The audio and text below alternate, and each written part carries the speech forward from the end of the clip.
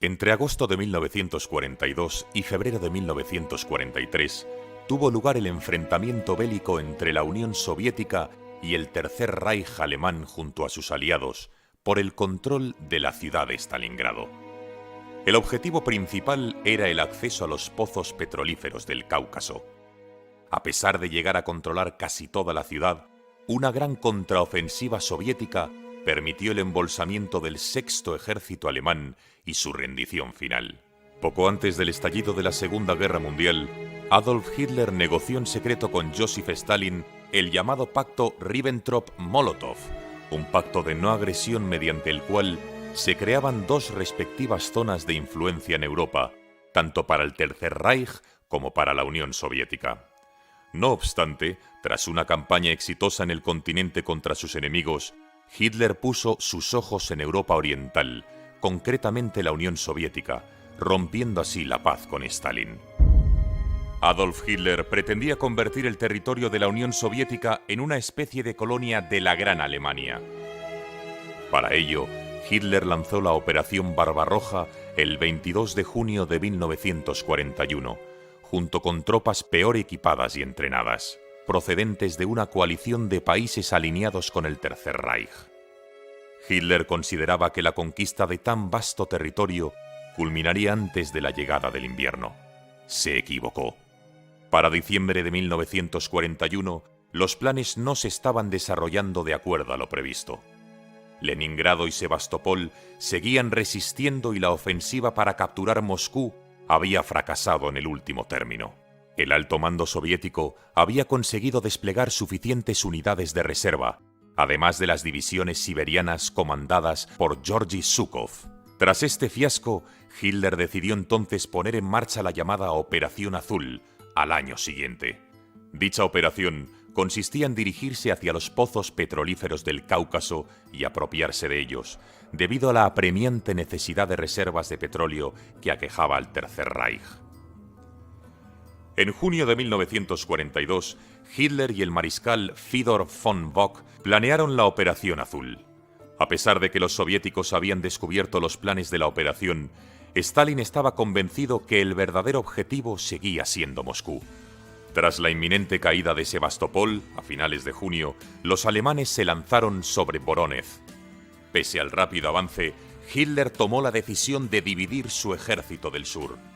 Mientras un grupo recibió la orden de dirigirse hacia los recursos petrolíferos del Cáucaso, Grupo A, otro grupo cubriría el flanco izquierdo del anterior, avanzando hacia el río Don y el río Volga, Grupo B. En este grupo estaba el sexto ejército del inexperto Friedrich Paulus y el cuarto ejército de Hermann Hoth. Ante la caída de la ciudad de Rostov el 24 de julio, conocida como la Puerta del Cáucaso, y viendo el avance alemán, Stalin dictó la Orden 227, famosa por la frase «ni un paso atrás», invocando a militares y civiles a no salir de Stalingrado. No obstante, muchos trabajadores especializados serían trasladados a las industrias de los Urales. Ante el arrollador avance destruyendo ejércitos soviéticos, Hitler repensó sus objetivos y trató de convencerse de que la captura de la ciudad de Stalingrado no solo le granjearía una gran victoria simbólica, sino que además le abriría las puertas al Cáucaso. Hay autores que dicen que la ciudad no tenía tanta importancia estratégica. Poseía industria militar y al estar a orillas del río Volga, contaba con un importante puerto fluvial para trasladar material, además de ser un nudo ferroviario entre Moscú, el Mar Negro y el Cáucaso. Sin embargo, el verdadero valor de Stalingrado era otro. Hitler sabía que conquistando la ciudad que llevaba su nombre mancharía la imagen de Stalin, hecho que tendría un enorme valor propagandístico. El 23 de agosto de 1942 empezaron los bombardeos sobre Stalingrado, reduciendo gran parte de la ciudad a escombros. Mientras, el sexto ejército alemán había conseguido tomar y cruzar el río Don acercándose al Volga. Stalin había prohibido la rendición de la ciudad a cualquier precio, ni un paso atrás.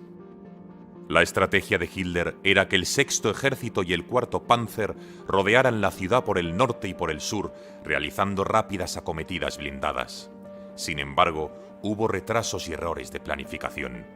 Stalin y su lugarteniente, el mariscal Zhukov, tuvieron tiempo para reaccionar con el 62º Ejército y el 64º Ejército para defender la ciudad y sus suburbios. Como curiosidad, antes del asalto a la ciudad, cayó el teniente español Rubén Ruiz Ibárruri, hijo de la pasionaria. Zhúkov había llegado a la ciudad a finales de agosto y días más tarde destituía a Anton Lopatin, comandante del 62º Ejército soviético, por considerarlo demasiado cobarde.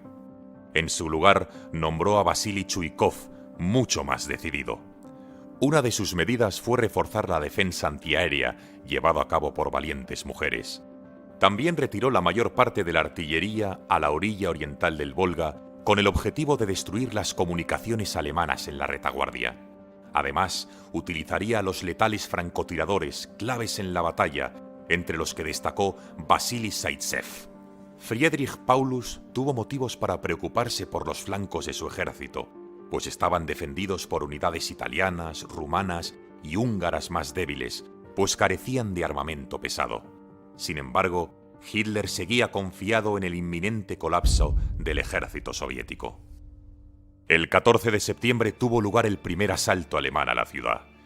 Stalin recurrió a la 13ª División de Fusileros de Guardia, al mando de Alexander Rodimtsev, veterano de la Batalla de Guadalajara, para evitar que los alemanes dominaran el Volga. Este cuerpo, junto con la 8ª Fuerza Aérea Soviética, fue clave para ayudar al ejército soviético. A mediados de septiembre empezaron a llegar refuerzos procedentes de Siberia y Mongolia. En el campo de batalla, los soldados alemanes estaban sometidos a una presión constante debido a las frecuentes emboscadas y a los francotiradores. Era un tipo de lucha urbana a la que nadie estaba acostumbrado, barrio por barrio, casa por casa, Rattenkrieg o guerra de ratas, mientras la atmósfera de Stalingrado se cubría de podredumbre por la acumulación de cadáveres de ambos lados. Con la llegada del frío, este dejaría de ser un problema. A finales de septiembre se preparó el gran asalto alemán contra el distrito de las fábricas. Las de Octubre Rojo y Barricadi se convirtieron en auténticas fortalezas. Y para el mes de octubre el ejército alemán había conseguido controlar el 75% de la ciudad. Existieron soldados soviéticos que por diferentes motivos desertaban de sus filas uniéndose a las tropas alemanas, los llamados Hiwi. A pesar de las múltiples bajas en el ejército soviético, los alemanes se encontraban al borde de su capacidad ofensiva debido a la escasez en su línea de abastecimiento. En octubre de 1942, Hitler se dio cuenta de que no sería posible la toma de Stalingrado en otoño. El invierno se estaba acercando. Las condiciones meteorológicas para llevar a cabo la conquista completa de la ciudad empeoraban sin remedio. Por si fuera poco, epidemias como la disentería, el tifus y la fiebre paratifoidea provocaban estragos entre los combatientes. A finales de octubre, a través del testimonio de prisioneros, el ejército alemán era consciente de una gran contraofensiva soviética para reconquistar Stalingrado. Stalin había movilizado más de 1 millón de hombres. El plan consistía en realizar una maniobra de pinza para dejar completamente rodeado al sexto ejército alemán, atacándolo por sus flancos norte y sur, donde sus unidades eran más débiles. El duro invierno dejó la ciudad sumida en un manto blanco con gélidas temperaturas que llegarían a los 25 grados bajo cero. El 19 de noviembre de 1942, miles de cañones soviéticos comenzaron a disparar sobre las líneas enemigas más débiles.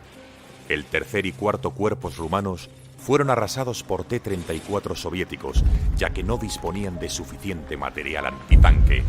El ejército alemán subestimó el ataque soviético hasta que fue demasiado tarde. Después de esta ofensiva, el ejército de Paulus quedó prisionero en Stalingrado con unos 250.000 hombres. El alto mando alemán ordenó retirar el grueso del sexto ejército por el sudoeste hacia